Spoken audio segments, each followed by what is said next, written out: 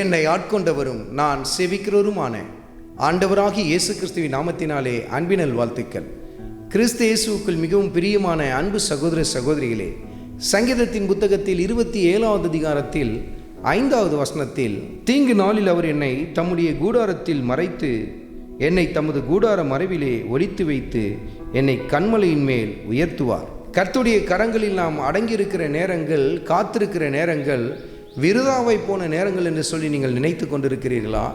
இன்றைக்கு பல பேருக்குள் அப்படிப்பட்ட எண்ணங்கள் தான் காணப்படுகிறது. இப்படி காத்திருக்கிற நேரத்தில் வேறு எதையாவது நான் செய்திருக்கலாம், கர்த்தருக்கு காத்திருக்கிறேன்னு சொல்லி என் காலம் ஃபுல்லாக வீணாக போயிடுச்சு என்று சொல்லி சில பேர் நினைப்பார்கள். மகனே மகளே, கர்த்தருக்கு காத்திருக்கிற நேரம்தான் கர்த்தர் உங்களை மறைத்து வைக்கிற நேரம் என்று சொல்லி கர்த்தருடைய ஆவியானவர் சுட்டி காட்டுகிறார்.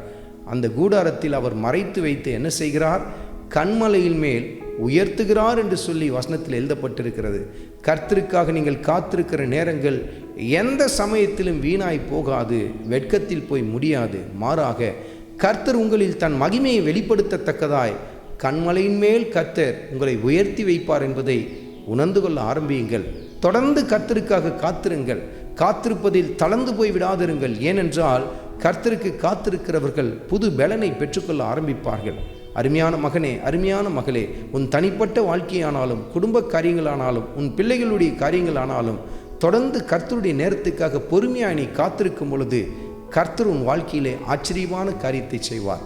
ஆண்டவராகிய இயேசு கிறிஸ்துவின் கிருபை உங்கள் அனைவரோடும் கூட இருப்பதாக. ஆமென்.